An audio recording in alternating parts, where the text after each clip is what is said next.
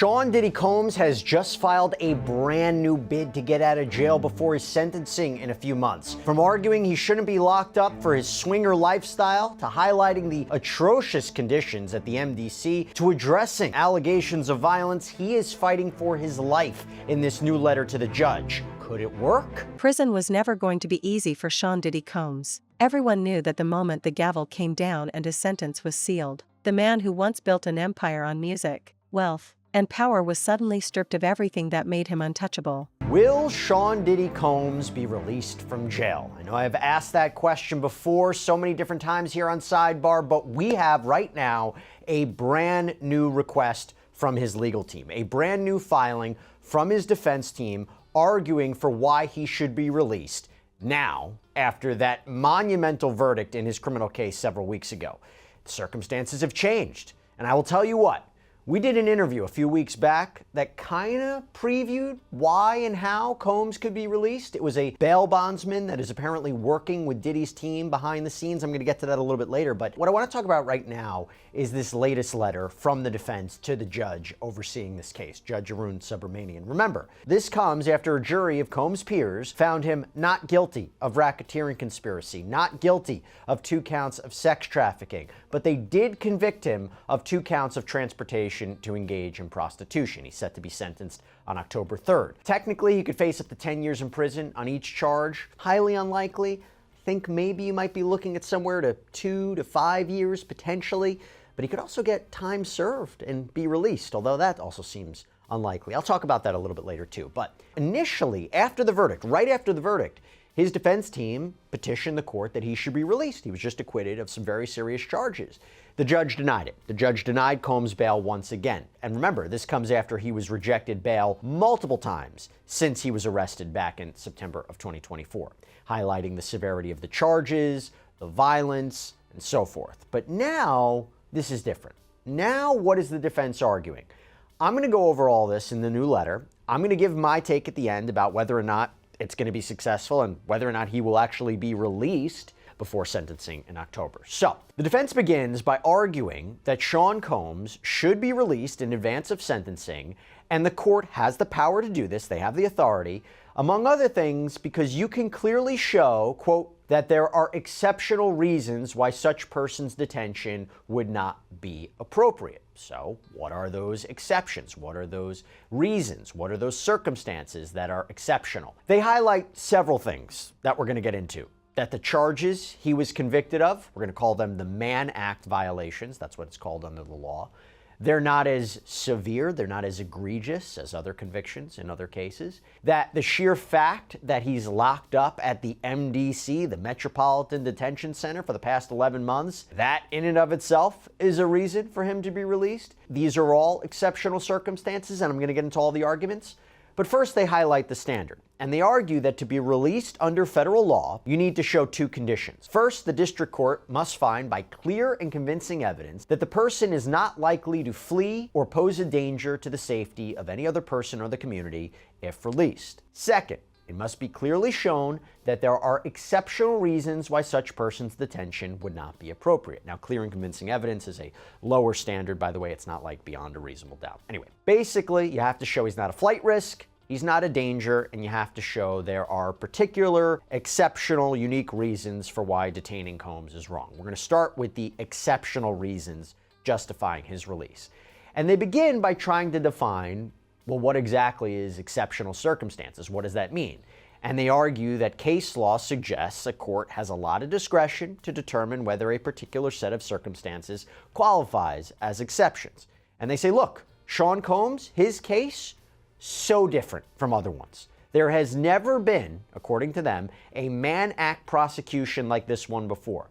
And this is how they lay it out. Quote, there has literally never been a case like this one, where Gone were the red carpets, the flashing lights, the armies of security guards and staff who catered to his every move. Gone were the lavish mansions, the private jets, the endless stream of fame and fortune. What replaced it all was a cold reality, walls of concrete, bars of steel, and the merciless code of survival that defines prison life.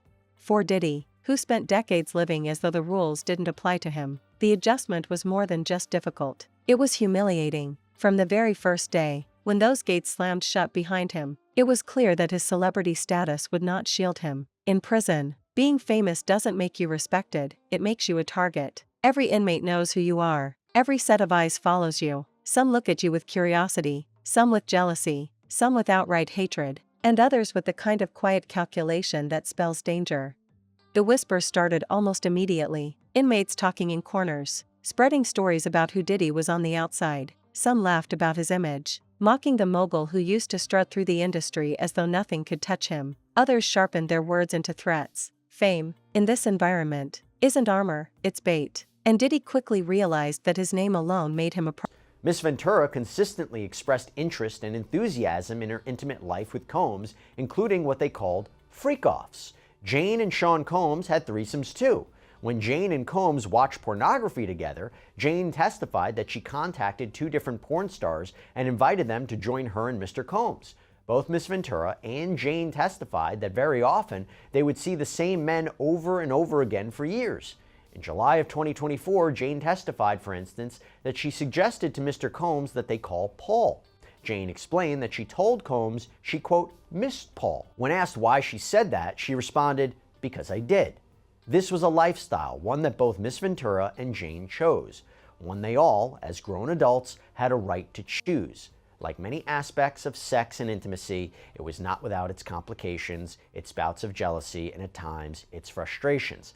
But that is a hallmark of any serious romantic relationship, and that is what these were, serious, long-term romantic relationships. By the way, not surprising they're really focusing on this because, again, he was acquitted of sex trafficking. They highlight how the jury didn't find sex trafficking of Jane or Cassie, that it didn't occur. There was no force, fraud, or coercion that was used to induce these women to engage in commercial sex acts. For transportation to engage in prostitution, what he was convicted of, the prosecution didn't have to prove that violence was used or that fraud was used or threats were used. It was just, did you transport these women and men for the purposes of sex work, commercial sex acts? And obviously the jury convicted him of that. And they highlight all the jury found was that there was prostitution, payment of porn stars and escorts. And they highlight that he is a swinger, or under the Mann Act, a John. And they argue he doesn't deserve to be locked up for this. Quote, Sean Combs should not be in jail for this conduct. In fact,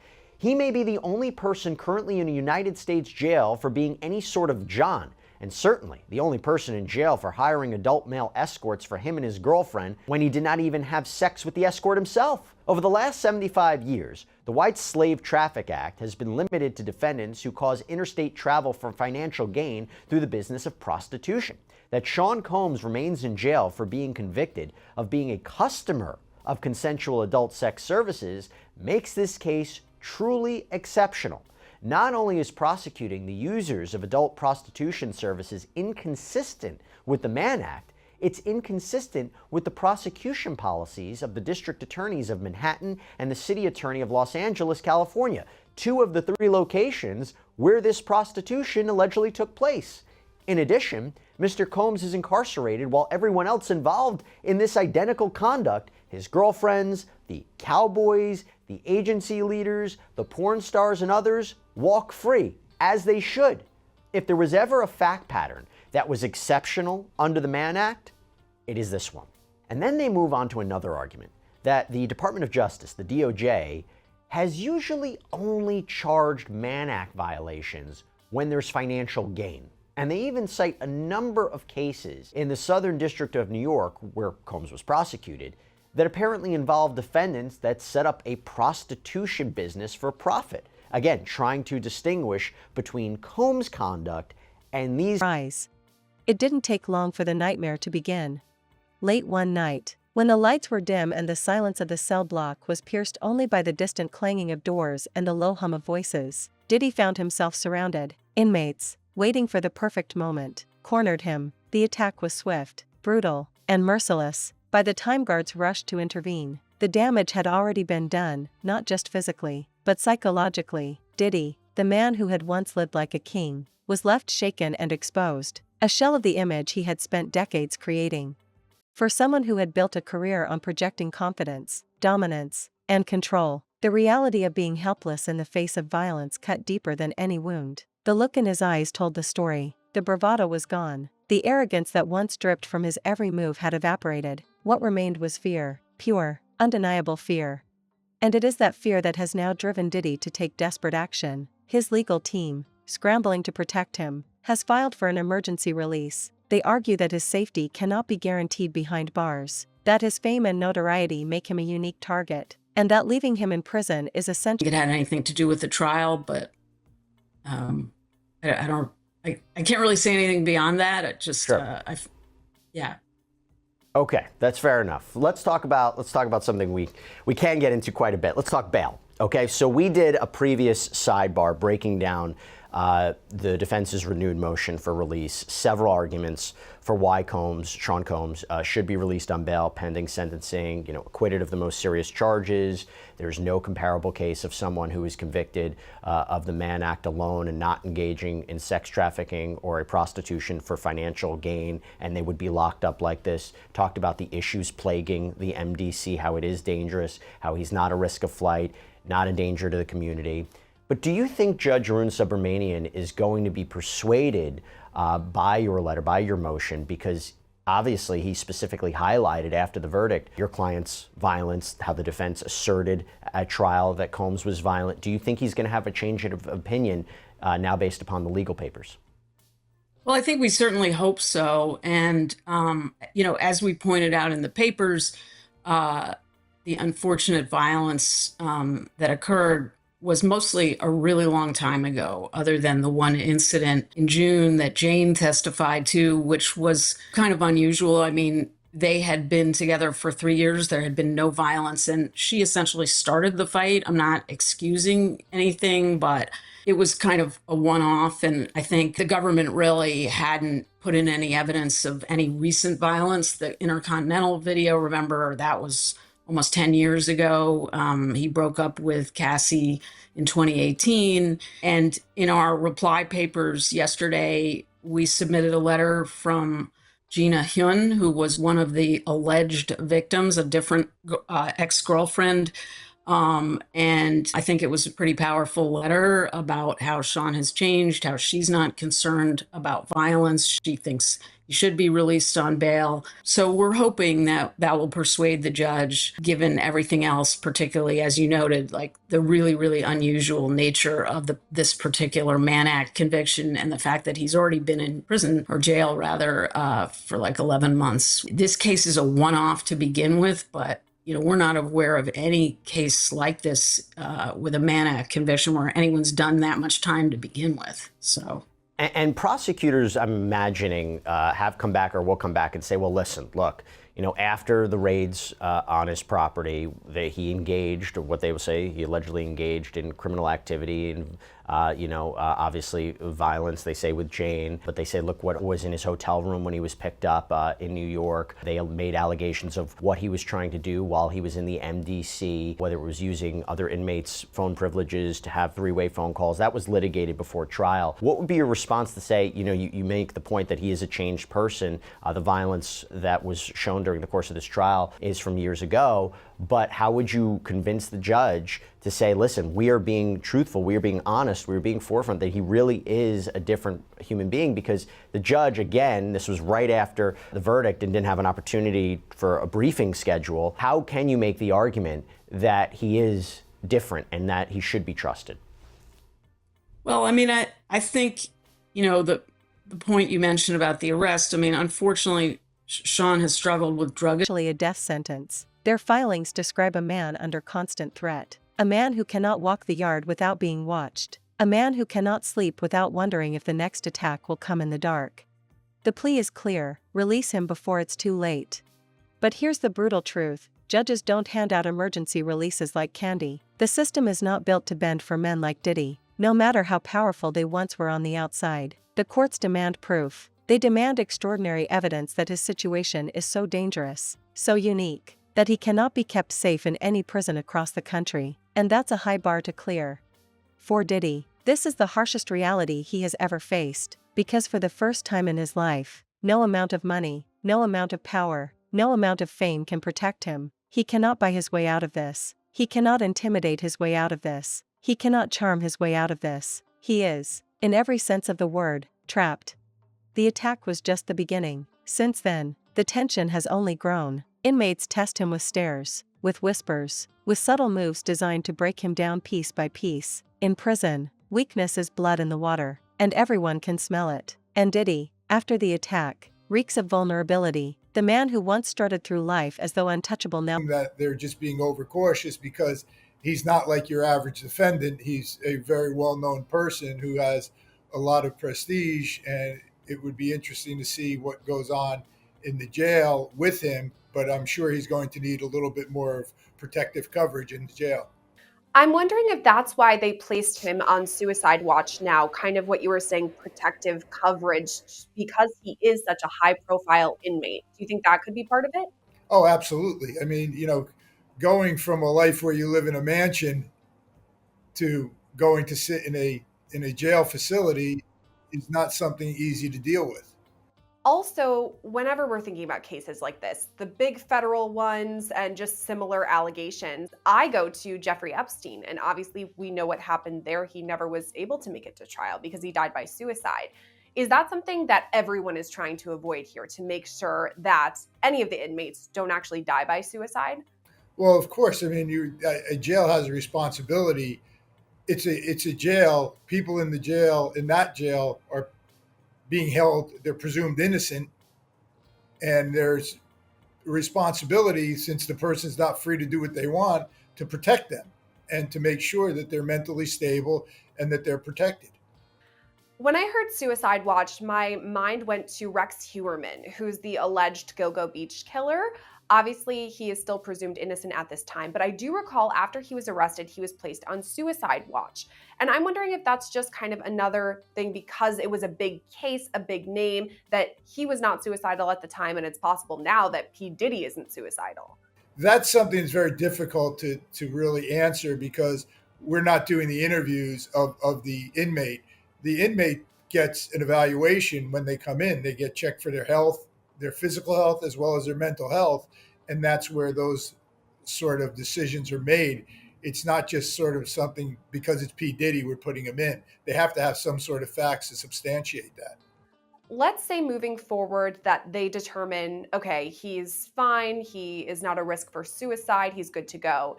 Do you think that P. Diddy could ever be placed in general population? Obviously, he's someone that a lot of people know. First of all, high profile, but then also he's got some pretty severe allegations that he's up against. Would he be safe in Gen Pop? That's a very difficult question. I think because of if I was his attorney, I would want to make sure that he was being kept in a place where he's safe and not be used as some sort of way that some inmate may want to just move their street credibility, for lack of a better term, by just saying, yeah, I went after P. Diddy because, he wasn't supposed to be doing those things and all that. So it's a very difficult situation when someone that famous and well known in this kind of case is put into general population. So it's going to be a major concern for the institution that is holding them. Now, let's take a look back at the timeline leading up to Diddy's arrest and the allegations that led to Diddy's indictment. Shocking federal charges brought against once beloved music icon Sean P. Diddy Flinches at shadows. He moves differently. He speaks differently. He knows the target on his back is only getting bigger.